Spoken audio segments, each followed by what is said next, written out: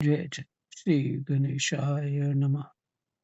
श्री सीतारामाभ्यां नमः। श्री हनुमते नमः। श्री उमापतये नमः। श्री गुरुवे नमः। सब संतन की जय जय। जय जय सीताराम। राधे श्याम।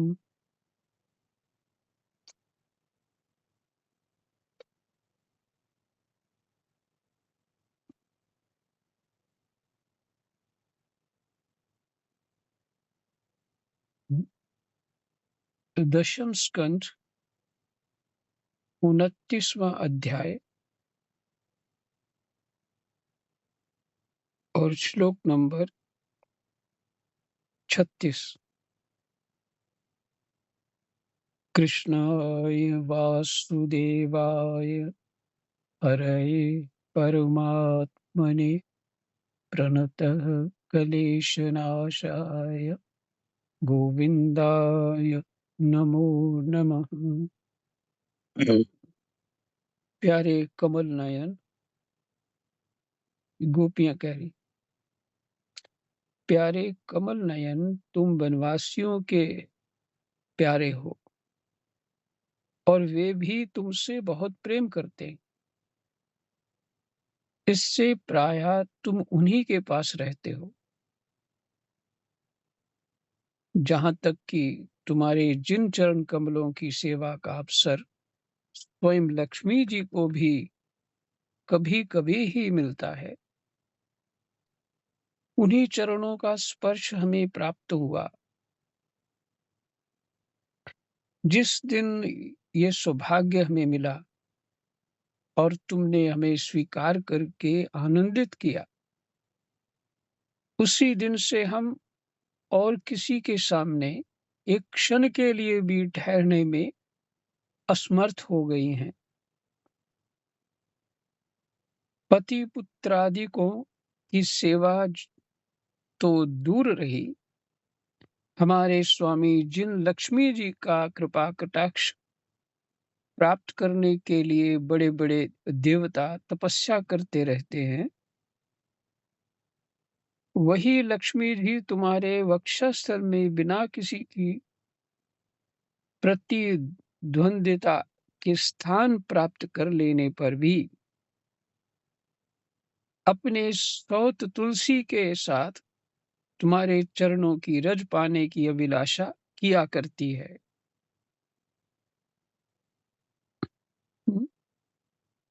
तुम्हारे चरणों की रज पाने की अभिलाषा किया करती हैं।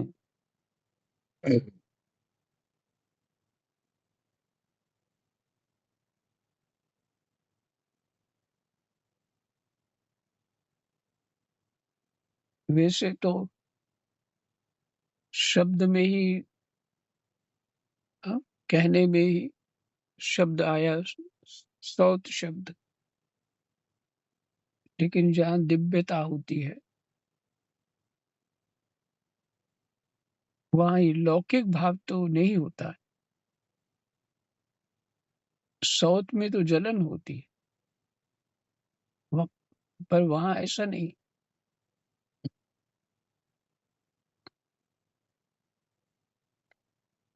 अब तक के सभी भक्तों ने उस चरण रज का सेवन किया है।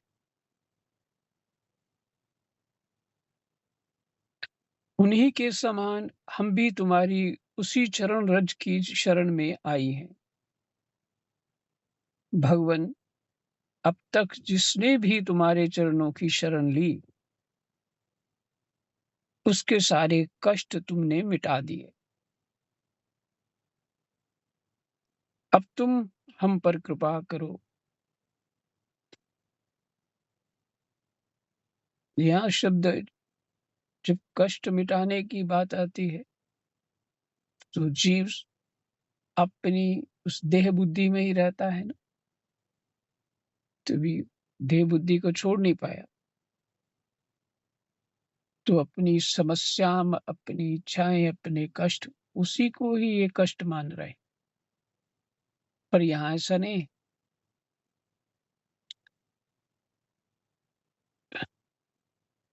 अगर ये कष्ट वैसा होता तो फिर उनके भक्तों को तो बहुत कष्ट हुए भगवान के।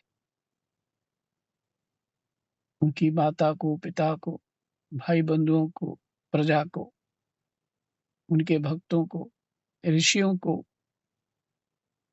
तो ये कष्ट कौन-सा है? यही मूढ़ता परमात्मा में हुँ, अज्ञान रूपी कष्ट जो है ना हमारा, जो माया में जो संलिप्त हो चुके हैं, है ना? यही शरीर बंधन जो बन गया है, यही कष्ट है।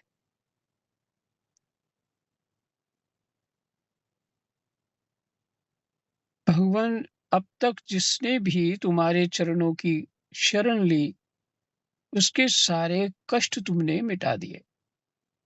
अब तुम हम पर कृपा करो, हमें भी अपने प्रसाद का भाजन बनाओ। हम तुम्हारी सेवा करने की आशा अभिलाषा से घर, गांव, कुटुंब सब कुछ छोड़कर तुम्हारे जुगल चरणों की शरण में आई। ये उच्च स्तर की अध्यात्म बात हो रही है ना।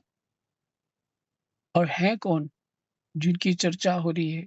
भगवान है और गोपियां हैं। तो वो साधारण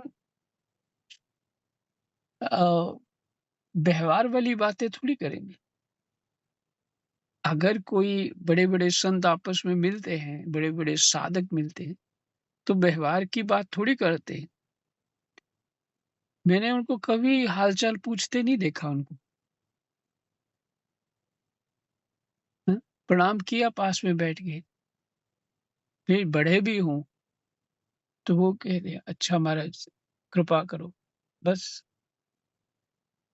इतनी बात, ज़्यादा से कुछ नहीं बोलते। हुँ, और जो संसारी जीव होगा वो हाल-चाल पूछेगा और बातें पूछेगा। बहुत दिनों बाद मिले, इधर-उधर की बातें घुमा-फिरा के उसके बच्चों तक पहुँचाएगा। उनकी खबर लेने लग जाएगा। तो जगत में ऐसा होता है, जो जीव देह बुद्धि में हैं, उनको तो ऐसा ही होता है, स्वाभाविक होता है। और जो उस चेतना के साथ च उनके शरीरों से भी परे हो गई उनकी चेतनाएँ, वहाँ पे कौन से कष्ट हैं बचे हुए? कोई कष्ट नहीं है, परंतु अज्ञान सबसे बड़ा कष्ट है। हुँ, कितने भी दैहिक दुःख हों, दैविक दुःख हों, यदि ज्ञान है, तो वो ज्ञानी को वो एक वैसा कष्ट नहीं दे सकते,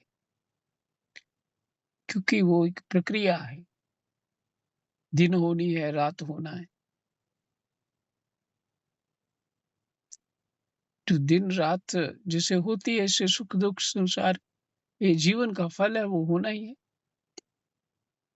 तो उसमें जैसे हैं वो उसी में ठीक रहते हैं। ध्यान ही नहीं होता ये कष्ट हुआ। मानेंगे तब ना कष्ट हुआ, उस चीज़ को मानते ही नहीं।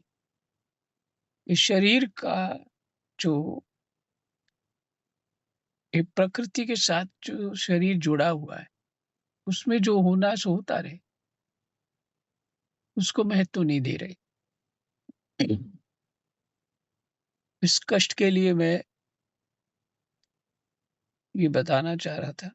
हम तुम्हारी सेवा करने की आशा अभिलाषा से घर, गाँव, कुटुंब सब कुछ छोड़कर तुम्हारे जुगल चरणों की शरण में आई हैं। प्रियतम, वहाँ तो तुम्हारी आराधना के लिए अवकाश ही नहीं है। हुँ, वहाँ तो तुम्हारी आराधना के लिए अवकाश ही नहीं है। पुरुष भूषण पुरुषोत्तम तुम्हारी मधुर मुस्कान और चारु चितवन ने हमारे हृदय में प्रेम की मिलन की आकांक्षा की आग धधका दी है। हमारा रोम रोम उससे जल रहा है। तुम हमें अपनी दासी के रूप में स्वीकार कर लो। हमें अपनी सेवा का अवसर दो। प्रियतम, तुम्हारा सुंदर मुखकमल जिस पर घुंघराली अलकें झलक रही हैं, तुम्हारे ये कमनीय कपोल जिन पर सुंदर सुंदर कुंडल अपना अनंत सौंदर्य बिखेर रहे हैं, तुम्हारे ये मधुर अधर जिनकी सुधा सुधा को भी लजाने वाली, सुधा मैंने अमृत,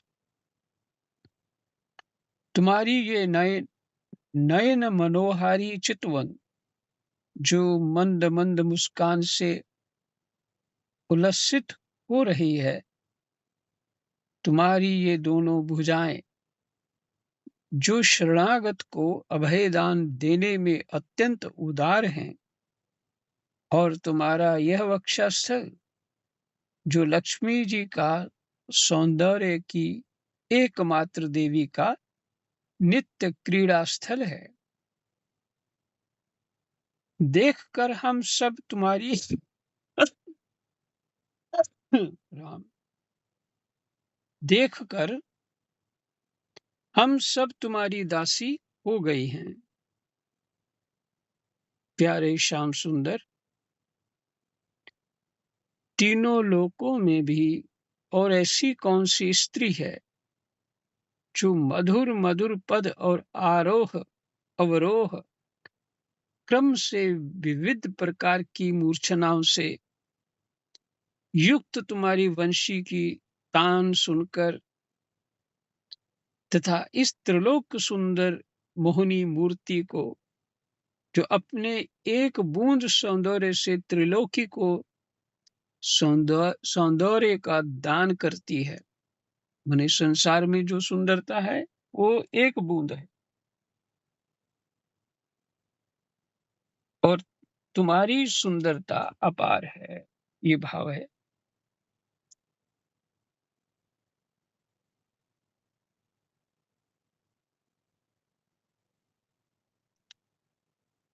एवं हाँ, पहले थोड़ा ये रुका पढ़ लेते हैं। इसमें बात ध्यान देने योग्य ये है, जो साधक, ये कौन है जो साधक इस तरह की उपासना करते, वो बहुत अपने जीवन में उन लोगों की मैं बात कर रहा हूँ जो साधक हमने देखे, जो गोपी भाव की उपासना करते हैं। ऊपर से तो पुरुष है, उसमें स्त्रियां भी हैं, पर ऊपर से तो वो पुरुष है, स्त्रियां तो क्या कर ही सकती है। तो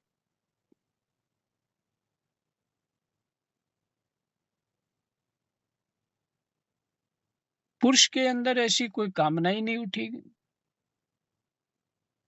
स्त्रियों में भले उठ जाए पर पुरुष के अंदर नहीं होगी। परमात्मा को वो उस जैसा देखना चाहिए वो देख लेगा। पर जब गोपियां गई है तो सभी सिद्धा तो नहीं थी, यानी सभी उस उच्च स्तर की नहीं थी, पर भगवान जिसको दृष्टि डाल देते हैं वो कैसा भी हो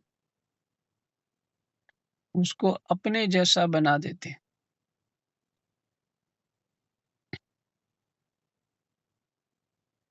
तो पाठ सुनते समय ये विचार रखना चाहिए कि लौकिक बात नहीं हो रही है, अलौकिक बात हो रही है। संसारी संसारी ढंग से चिंतन ना किया जाए इसका, कहने का ये तात्पर्य है।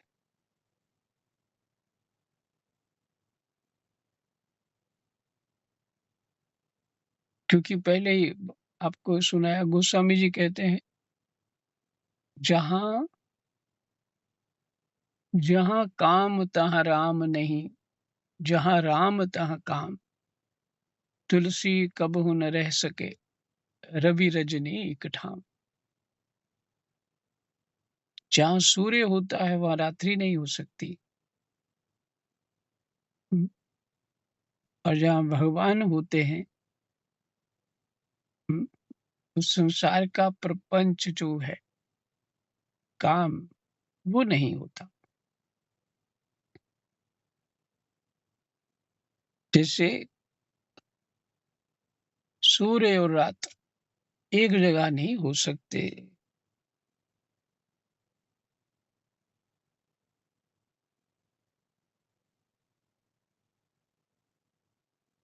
तो आगे बढ़ते हैं। जो जो अपने एक बूंद सौंदर्य से त्रिलोकी को सौंदर्य दान करती है, एवं जिससे जिसे देखकर गौ, पक्षी, वृक्ष और हरिण भी रोमांचित पुलकित हो जाते हैं। आपकी सुंदरता को, आपके स्वरूप को देखकर गौ, पक्षी, वृक्ष और हरिण भी रोमांचित पुलकित हो जाते हैं, अपने नेत्रों से निहार कर आर्य मर्यादा से विचलित ना हो जाए, कुल कान और लोक लज्जा को त्याग कर तुम में अनुरक्त ना हो जाए।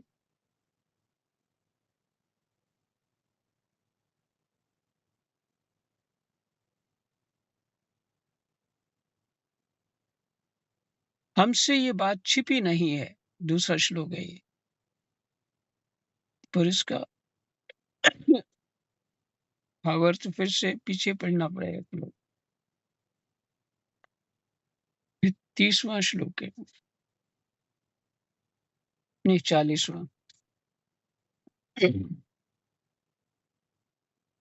प्यारे प्यारे श्याम सुंदर, तीनों लोकों में भी और ऐसी कौन सी स्त्री है जो मधुर मधुर पद और आरोह अवरोह क्रम से विविध प्रकार की मूर्छना से युक्त तुम्हारी बंसी की तान सुनकर तथा इस त्रिलोक सुंदरी मोहिनी मूर्ति को, जो अपने एक बूंद सौंदर्य से त्रिलोकी को सौंदर्य दान करती है।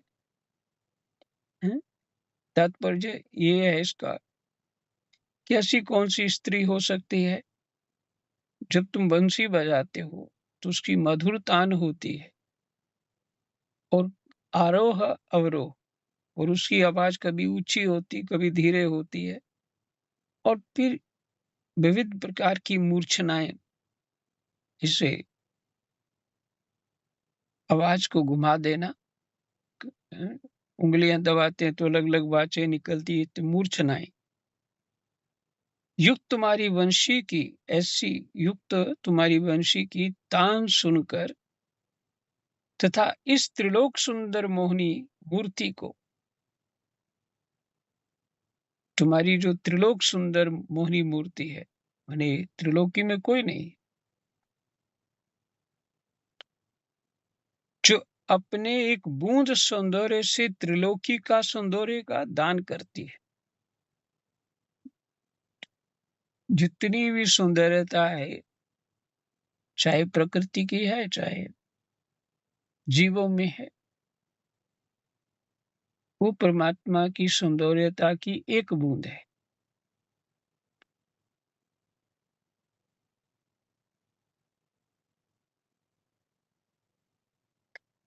एवं जिसे देखकर गौ, पक्षी, वृक्ष और हरिण भी रोमांचित पुलकित हो जाते हैं,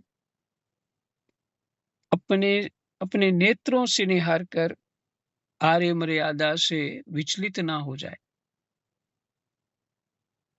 जो मर्यादा होनी चाहिए उससे विचलित हो सकता है। कुल कान और लोग लज्जा को त्याग कर तुम में अनुरक्त ना हो जाए। हमसे ये बात छिपी नहीं। फिर अगला श्लोक है, हमसे ये बात छिपी नहीं है कि जैसे भगवान नारायण देवताओं की रक्षा करते हैं, वैसे ही तुम ब्रजमंडल का भय और दुख मिटाने के लिए ही प्रकट हुए हो।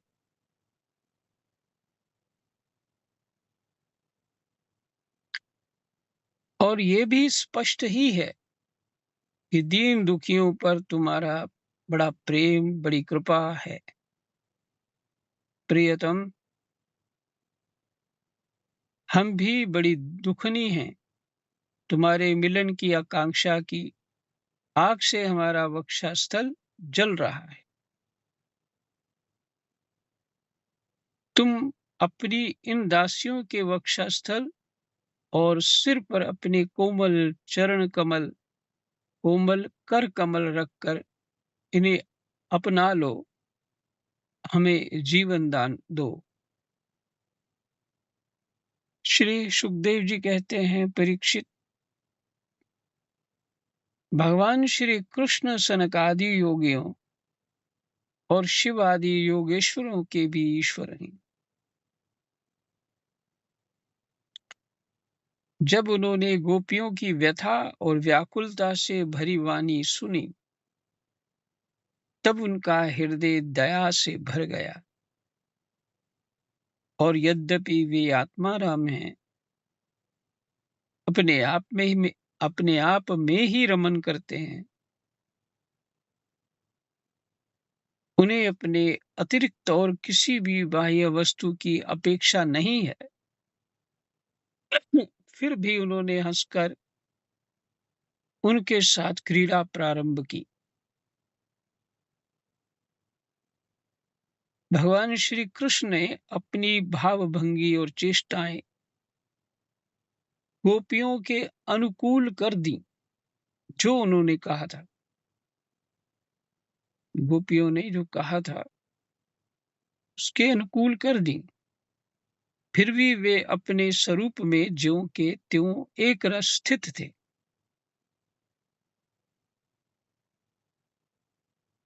अच्युत थे। हम्म, अच्युत थे। च्युत तो होता है गिर जाना, मैंने उसमें बह जाना, उसमें जो स्थिति है उसमें रम जाना, ये च्युत हो गया। अच्युत तो होता है अपनी स्थिति में ही रहना।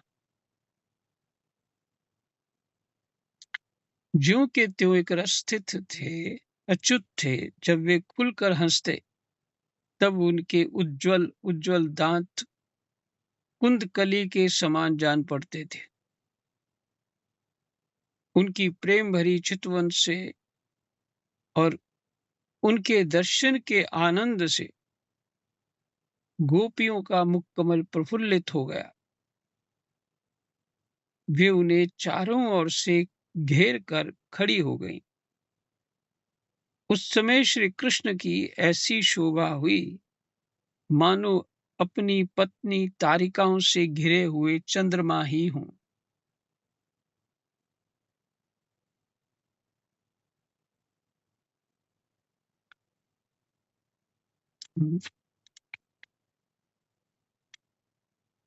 गोपियों के शत शत यूथों के स्वामी भगवान श्री कृष्ण वैजंती माला पहने वृंदावन को शोभायमान करते हुए विचरण करने लगे।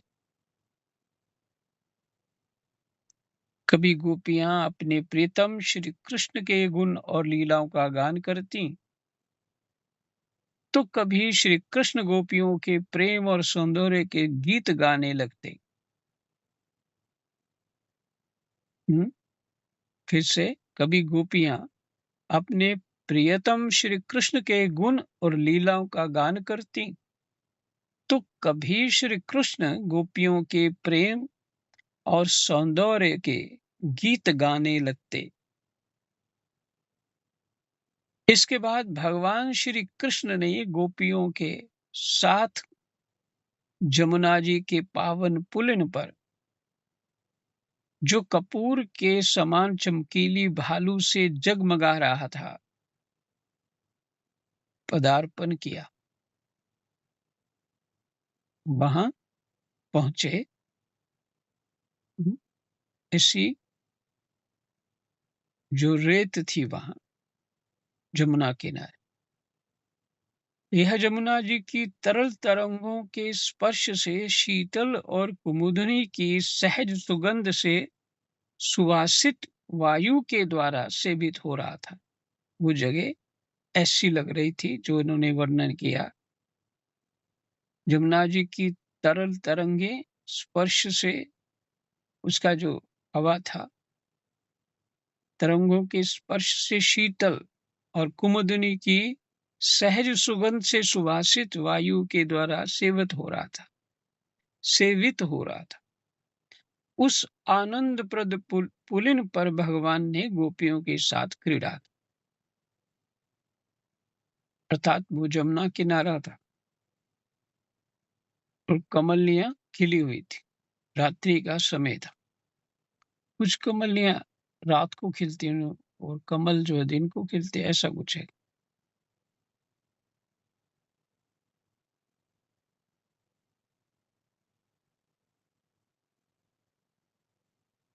हाथ फैलाना, आलिंगन करना, गोपियों के हाथ दबाना, उनकी चोटी, जांग, निवी और स्तन आदि का स्पर्श करना, विनोद करना, नक्षत करना, नक्षत करना,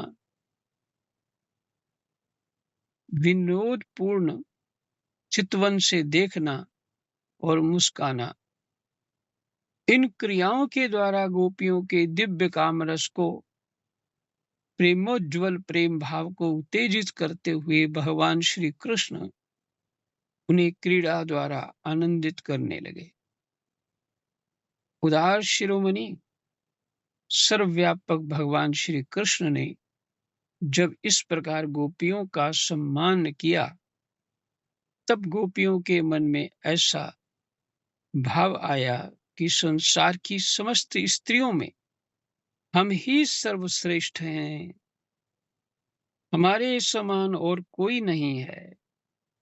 वे कुछ मानवती हो गईं, अपने आप को मान करने लगी, सम्मानित समझने लगी। जब भगवान ने देखा कि इन्हें तो अपने सुहाग का कुछ गर्व हो आया है और अब मान भी करने लगी हैं, अपने सुहाग का कुछ गर्व हो आया है और अब मान भी करने लगी हैं, तब वे उनका गर्व शांत करने के लिए तथा उनका मान दूर कर प्रसन्न करने के लिए वहीं उनके बीच में ही अंतर्धान हो गए।